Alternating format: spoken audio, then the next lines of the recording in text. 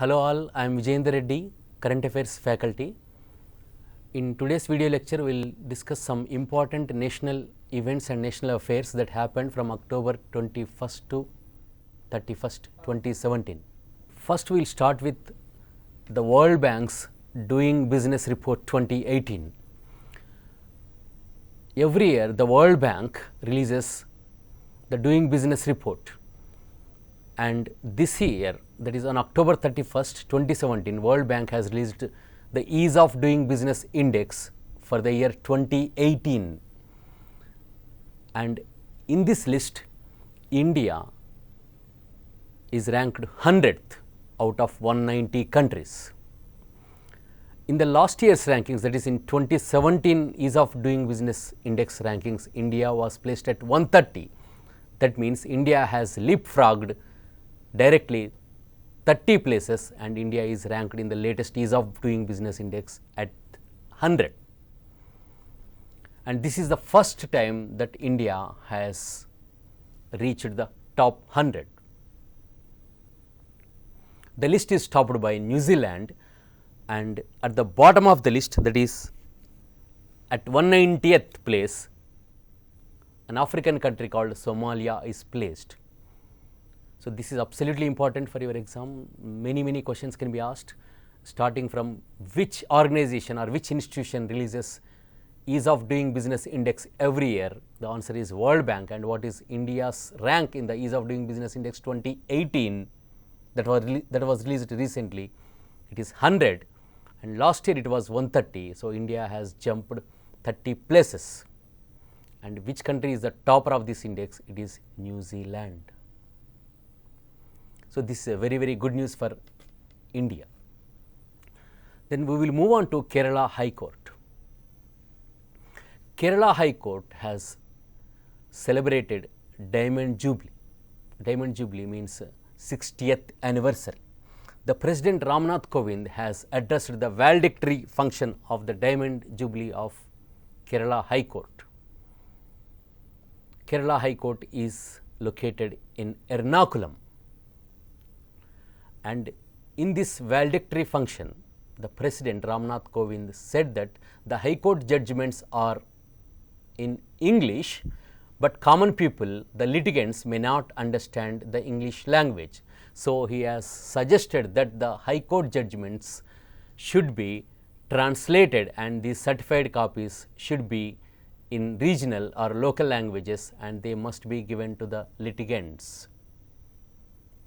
This function was also attended by the Chief Justice of India, Deepak Mishra, the Governor of Kerala, P. Sadashivam, the Chief Minister of Kerala, Pinarayi Vijayan, and other dignitaries. Kerala High Court's territorial jurisdiction extends to the entire state of Kerala and also the Union Territory of Lakshadweep. So, your question can be like this: which High Court celebrated its Diamond Jubilee recently? Then the answer is Kerala High Court, which is located in Ernakulam. Then from the President, we will move to the Prime Minister Narendra Modi. The Prime Minister Narendra Modi visited Gujarat state once again, and during this visit, he has inaugurated India's first Ro-Ro ferry service, RO ferry service. Here Ro-Ro stands for roll on, roll off. What is a ferry? Ferry is a ship or boat that conveys or carries people and goods. So, Narendra Modi has inaugurated India's first roll on, roll off ferry service on October 22nd, 2017.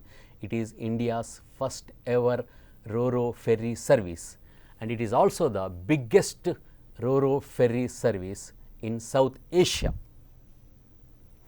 It operates between Bhavnagar districts, Ghoga, and Bharuch districts, Dahej, in the Gulf of Cambay. Gulf of Cambay is also called Gulf of Khambat. This Ro-Ro ferry service reduces the travel time of 7 or 8 hours to just an hour. So, lot of time is saved for the passengers. The Prime Minister Narendra Modi called this Ro-Ro ferry service as his dream project. At the inauguration of this Ro-Ro ferry service, Gujarat Chief Minister Vijay Rupani was also present.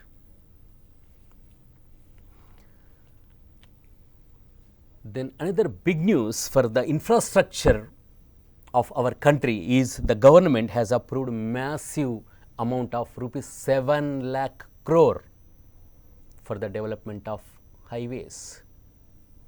So, this is a very huge amount which was approved by the central government in October 2017. So, this rupees 7 lakh crore worth highway projects for the development of 83,677 kilometers highways, and this 83,677 kilometers of highways includes Bharatmala project also, and these entire highways will be developed over the next 5 years. What is this Bharatmala? Bharatmala aims at improving connectivity in border areas and other areas. This highways construction program is aimed at pushing the economic activity of our country and also generation of employment. This is a huge project, so obviously lot of people will get employment in this big infrastructure project development, which is, so your question will be like this: how many lakh crores are earmarked for this highways projects that includes Bharatmala? Then the answer is rupees 7 lakh crore. Another big news, this is for banking system. The central government has approved an unprecedented amount of rupees 2.11 lakh crore for the recapitalization of public sector banks. Remember the amount, rupees 2.11 lakh crore. So, this is unprecedented. It never happened before. So, the government has approved public sector banks recapitalization of rupees 2.11 lakh crores over the next 2 years. Because of this recapitalization of public sector banks, what will happen? The main problem the public sector banks are facing now is NPAs, or non-performing assets, which are also called in simple words bad loans or bad debts. So, this banks recapitalization will overcome this NPS problem, and also it will improve the lending capacity of the public sector banks. Out of this rupees 2.11 lakh crore money, rupees 1,35,000 crores will be in the form of recapitalization bonds, and the remaining rupees 76,000 crores will be in the form of budgetary support. And Finance Minister Arun Jaitley said that it is one of the many steps taken by the central government to bring reforms in this ailing banking system in our country. And you must remember that there are at present only 21 state run banks or 21 public sector banks at present in our country. There were 27, but what happened recently is 5 State Bank Associates and Bharatiya Mahila Bank were merged with SBI. So, at present there are only 21 state run banks, which are also called government banks or public sector banks, for which the government has approved a huge money of recapitalization of rupees 2.11 lakh crore. So, this is absolutely important for your exam. Then we will see some persons who are in the news in our country. Former Intelligence Bureau boss Dineshwar Sharma has been appointed by the central government as the interlocutor on Jammu and Kashmir. So, who is an interlocutor? Interlocutor is a person who takes part in a dialogue or conversation. So, the Union government has appointed Intelligence Bureau former Director Dineshwar Sharma as the special representative or interlocutor on Kashmir. He will carry forward a dialogue with all sections of Jammu and Kashmir to restore peace in the troubled state. Dineshwar Sharma's name was announced by the Home Minister Rajnath Singh. So, this is absolutely important. This is a very big news. Who has been appointed as the central government's interlocutor or special representative on Kashmir issue? Then it is former Intelligence Bureau Director Dineshwar Sharma. Then we will move to another very senior IPS officer, Yogesh Chandra Modi or YC Modi. Yogesh Chandra Modi or YC Modi is a senior IPS officer. He took charge of the National Investigation Agency NIA as its new Director General on October 30, 2017. So, YC Modi is the new chief or new Director General of National Investigation Agency. NIA is India's premier anti-terror agency.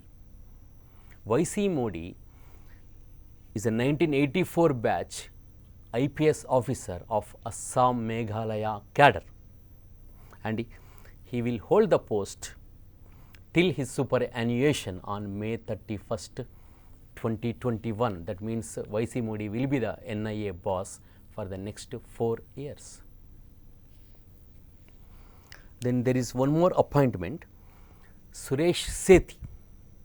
Suresh Sethi has been appointed as the Managing Director and Chief Executive Officer of the India Post Payments Bank or IPPB. He was selected by the Bank's Board Bureau or BBB. India Post Payments Bank was launched by the Postal Department in January 2017, and it is the second payments bank in our country after the Airtel Payments Bank.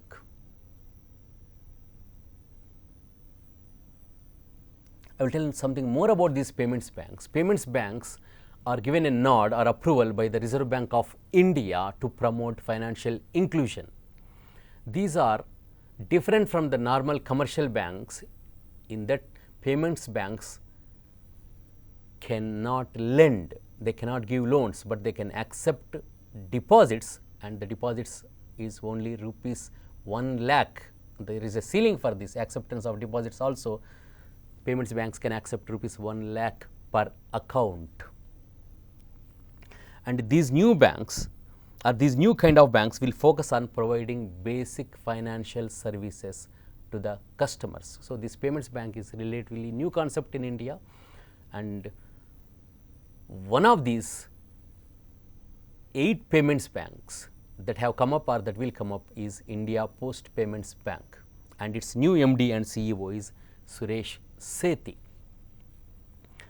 So, who is Suresh Sethi? The question may be like this, or he is the MD and CEO of which payments bank? India Post Payments Bank, or which is India's first payments bank, that is Airtel Payments Bank.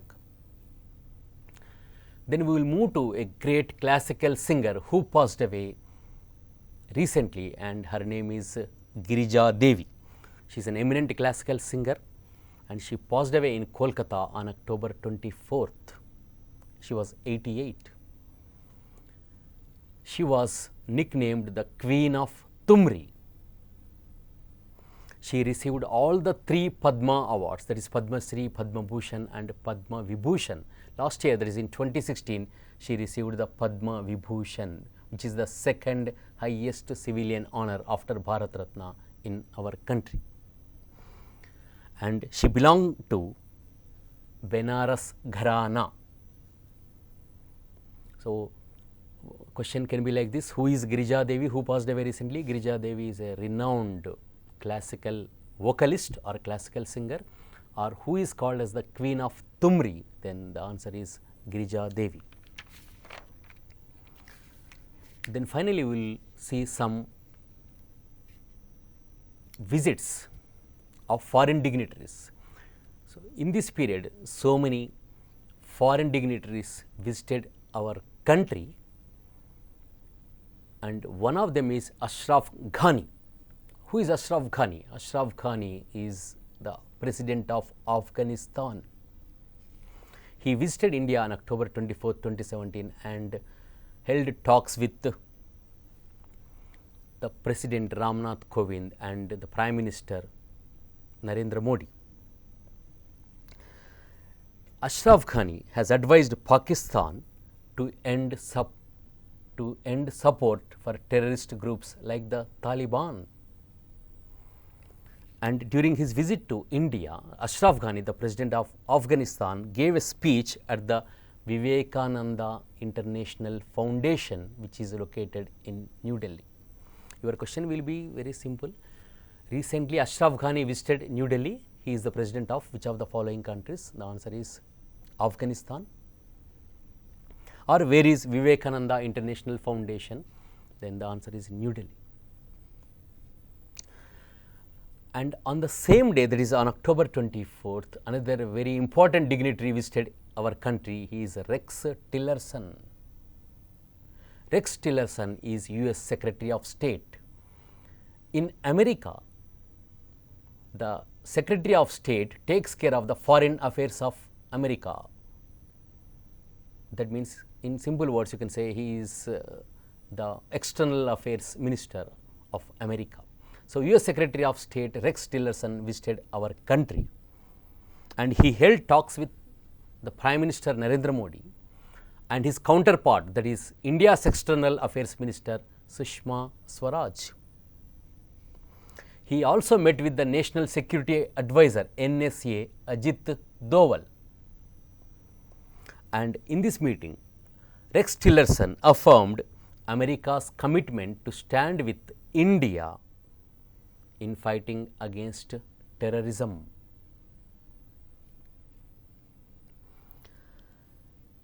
Then Italian President Paolo Gentiloni also visited our country. His name is Paolo Gentiloni. He visited India on October 30 and 31st of 2017. He is the first Italian Prime Minister to visit our country in a decade. Last time in 2007, the last Italian Prime Minister to have visited our country way back in 2007 was Romano Prodi. So, after 10 years, after a gap of a decade, Italian Prime Minister is visiting our country, and his name is Paolo Gentiloni. Italy and India signed 6 pacts or 6 agreements, including on boosting cooperation in the energy and trade sectors. And one more important point is, next year, that is in 2018, India and Italy are completing 70 years of diplomatic ties or 70 years of diplomatic relations. And finally, one more dignitary that who visited India was Florence Parly. Florence Parly is a woman, and she is the Minister of Armed Forces of France, or we can say that she is the Defense Minister of France. So, Florence Parly, the Defense Minister of France, visited our country, and she met with her counterpart, that is India's Defense Minister Nirmala Sitharaman. She also met our Prime Minister Narendra Modi. Her visit assumes importance or significance because last year in September, we have signed a deal with France on purchase of 36 Rafale fighter jets. These Rafale fighter jets are manufactured by a French aviation company called Dassault. And her visit is also important because in December, French president is coming to India, and his name is Emmanuel Macron. So, French President Emmanuel Macron will visit our country in December 2017. So, question will be like this: who is Emmanuel Macron, French President, and he will visit our country in December? Or who is Florence Parly? Florence Parly is the Minister of Armed Forces or the Minister of Defense of France, and she visited our country recently in the backdrop of India purchasing 36 Rafale fighter jets, which are very, very modern fighter airplanes. Thank you.